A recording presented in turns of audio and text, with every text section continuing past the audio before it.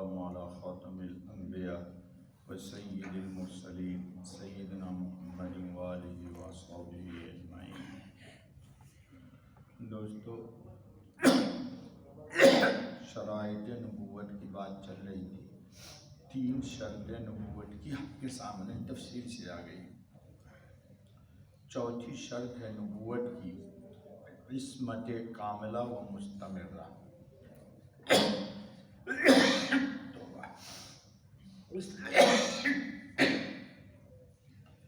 عصمت کا مطلب ہے سچے انبیاء اللہ تعالیٰ کے مطیع و فرما بردار ہوتے ہیں، اور جو لوگ اللہ کے دین کے دشمن ہیں، اللہ کے دین کے باغی ہیں، ان سے ان کی بغاوت و دشمنی ہوتی ہے۔ دنیا میں اصول ہے دوستو، جو جس کا مقرب جتنا ہوتا ہے اس کا اتنا ہی وفادار ہوتا ہے، اور جتنا دور ہوتا ہے اتنی ہی اس کو اس کی معرفت نہیں ہوتی۔ انبیاء علیہ الصلاۃ والتسلیم انبیاء حق تعالیٰ کے رب العالمین کے مقرب بندے ہیں، اور کائنات عالم میں ان سے زیادہ اللہ کا کوئی مقرب نہیں ہے، نہ ہوتا ہے۔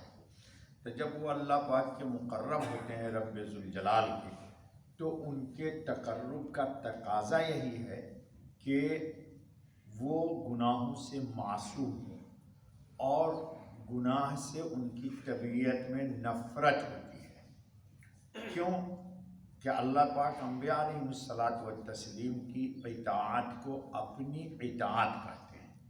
تو نبی کو اگر استغفر اللہ ثم استغفر اللہ گناہ سے بیزاری اگر نہیں ہوگی تو اللہ پاک ان کی اطاعت کو اپنی اطاعت کیسے کہے گا؟ قرآن کریم میں ہے وَمَن يُطِعِ الرَّسُولَ فَقَدْ أَطَاعَ اللَّهَ، جس نے رسول کی اطاعت کی، اس نے کس کی اطاعت کی؟ اللہ پاک کی اطاعت کی۔ لہذا اس کا فطری تقاضا یہ ہے کہ نبی کو اطاعت سے محبت ہوتی ہے، اور اطاعت کی نبی دعوت دیتا ہے اپنے ماننے والوں کو، اور گناہ سے کاموں سے نبی کو نفرت ہوتی ہے۔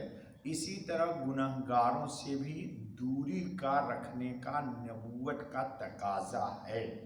آپ دعائیں پڑھتے ہوں گے مناجات میں، تو وہاں ملتی ہے نحب بحبک من احبک ونعادی بعداوتک من خالفک من خلقک۔ اے اللہ، ہم آپ سے محبت کرتے ہیں۔ کیوں محبت کرتے ہیں؟ اور ان لوگوں کی سے بھی محبت کرتے ہیں جو آپ کی اطاعت کرتے ہیں۔ وَنُعَادِي بِعَدَاوَتِكَ مَنْ خَالَفَكَ مِنْ خَلْقِكَ، اور اے اللہ جو آپ کے قانون کا مخالف ہے، آپ کے قانون کا باغی ہے، اے اللہ تو ہمارا ان سے کسی طرح کا کوئی دوستانہ تعلق نہیں ہے، اور نہ ہم ان سے کسی طرح کا دوستانہ تعلق رکھتے ہیں، اس لیے کہ وہ تیرے باغی ہیں اور تو بھی اس کا باغی ہے۔ ٹھیک ہے، اب سنیے، مرزا صاحب اپنے اقرار سے بھی معصوم نہ تھے، اور نہ اللہ کے دشمنوں سے بری اور بیزار تھے۔ یہود و نصارہ سے جہاد اور قتال کو حرام سمجھتے تھے، اور ان کے عروج یعنی انگریز کے عروج اور ترقی کے لیے دعا گو تھے۔ انہی کی کتاب ہے ازالہ اوہام، اس میں یہ موجود ہے۔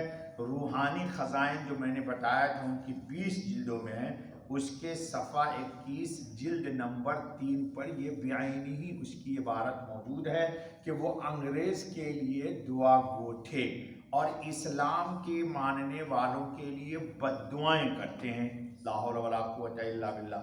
نصارہ کی حکومت و سلطنت کے لیے دعا مانگنے کا مطلب یہ ہے کہ نصارہ کو عزت اور عروج ہو، اور اسلام اور مسلمان ذلیل و خوار ہو۔ تو معلوم یہ ہوا کہ ان کا اللہ کے رسول سے کسی طرح کا کوئی تعلق نہیں تھا، تو وہ خود کیسے نبی ہو گیا بھائی؟ ایسا نبی بھی دنیا میں ہو سکتا ہے جو اللہ ہی کے دین کا باغی ہو، تو پھر نبی کیسے بنے گا وہ؟ جی سبحان اللہ، عجیب پیغمبری ہے جس کا مقصد ہی نصارہ کا عروج اور اسلام کا زوال ہے۔ نبوت کا مقصد تو یہ ہے کہ اللہ کا کلمہ بلند ہو اور نصارہ کی بات نیچی ہو، اللہ کا نام لینے والے عزیز اور سربلند ہوں اور اللہ کے دشمن ذلیل اور خوار ہوں۔ نصرانی اللہ کے دوستوں کے غلام و باجگزار بن کر رہیں، مگر مرزا صاحب کے دین میں معاملہ برعکس ہے۔ یہ عجیب مدعی جھوٹا نبوت ہے جو نصارہ کے لیے دعائیں کرنے والا ہے اور مسلمانوں کے لیے بددعا۔ مرزا صاحب سے یہ تو ممکن نہ ہوا کہ دنیا کو اپنی عصمت، طہارت، نزاہت دکھلا سکے، اس لیے انبیاء کرام کی عصمت ہی کا انکار کر دیا۔ سارے انبیاء معصوم ہیں، کل بھی پرسوں درس میں گزرا تھا، نبی سے کوئی گناہ تصور بھی نہیں ہو سکتا۔ یہ سیدھے سے انکار کرتا ہے کہ نبی کے لیے معصوم ہونا ضروری نہیں، کہتا ہے نبی سے بھی زنا ہو جائے گا، لا حول ولا قوت الا باللہ، چونکہ خود زانی تھا۔ کہتا ہے نبی سے بھی شراب پی سکتا ہے، چونکہ خود یہ شراب پیتا تھا۔ کتاب کھول کے دیکھیے، میں نے حوالہ بتا دیا تھا، تاکہ اپنی عصمت دکھلانی اور ثابت نہ کرنی پڑے، جس کا مطلب معاذ اللہ یہ ہوا کہ اے لوگوں، میرے دعوی نبوت پر تم میری عصمت کو نہ جانچنا۔ کہا کہ دیکھو انبیاء معصوم ہوتے ہیں، ہم بنیادی انکار کر دیتے کہ نبی معصوم نہیں ہوتا، تاکہ لوگ ہم کو اس معیار پر نہ پرکھے۔ کوئی نبی معصوم نہیں گزرا، کہتا ہے کہ کوئی نبی معصوم نہیں گزرا، لا حول ولا قوت الا باللہ۔ اے مسلمانوں، ذرا غور تو کرو کہ اگر نبی کے لیے عصمت لازم نہیں یا نبی معصوم نہیں، تو پھر غیر معصوم کی اطاعت کیسے واجب ہوگی؟ تو اس کا مطلب کہ امتی، نبی بھی شراب پیے، امتی بھی شراب پیے، جیسے پیتا ہے قادیانی سا۔ نبی نے بھی جھوٹے نے زنا کیا تو اس کے لوگ بھی زنا کرتے ہیں۔ ابھی چند دن پہلے ایک ویڈیو وائرل ہوئی کہ اس کا جو بڑا گرو گھنٹال ہے، اپنی، استغفر اللہ، مجھے شرم بھی آتا ہے، اس کے ساتھ زنا کیا، وائرل ہوئی ہے، سنا ہوگا، دیکھا ہوگا آپ لوگوں نے۔ اگر انبیاء کرام واجب العصمت نہ ہوتے تو اللہ تعالیٰ ان کی اطاعت کا حکم نہ دیتا اور نہ ان کی اطاعت کو اپنی اطاعت قرار دیتا۔ سچا نبی اللہ تعالیٰ کا مکمل مطیع و فرما بردار ہوتا ہے اور اس کے دشمنوں سے بیزار اور ناخوش رہتا ہے، جبکہ مرزا قادیانی نے پوری زندگی اسلام کی مخالفت میں گزاری اور حکومت، جہاں بھی گرو گھنٹال اس کا بیٹھا ہوا، اس کی حکومت کی مسلسل خوشامد کر کے جہاد کو حرام قرار دیا اور اس کے فروغ کے لیے دعائیں کرتا رہا۔ مرزا قادیانی خود تو انگریزوں کا خود کاشتہ پودا تھا ہی، مگر ساتھ ہی وہ مسلمانوں کو بھی یہ تعلیم دیتا تھا کہ وہ انگریزوں کی اطاعت کریں اور ہر قسم کا اس سے لڑائی جھگڑا جہاد، کیونکہ اس وقت ہندوستان میں ان کو ملک سے نکالنے کی مہم چل رہی تھی، تو انگریز نے اس کو نبوت کا دعویٰ کرایا تاکہ انگریز کی حمایت میں یہ کھڑا ہو۔ یہ خود اس کی کتاب میں مجموعہ اشتہارات جلد 100 صفحہ 21 پر یہ پوری عبارت نقل ہے کہ اس نے انگریزوں کے لیے حمایت کا اعلان کیا اور کہا اس کے خلاف جہاد ضروری نہیں ہے۔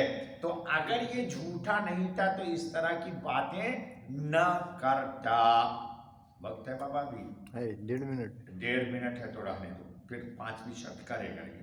تو حاصل یہ ہے کہ انبیاء علیہ الصلاۃ والتسلیم کو اللہ فطری طور پر معصوم بناتے ہیں۔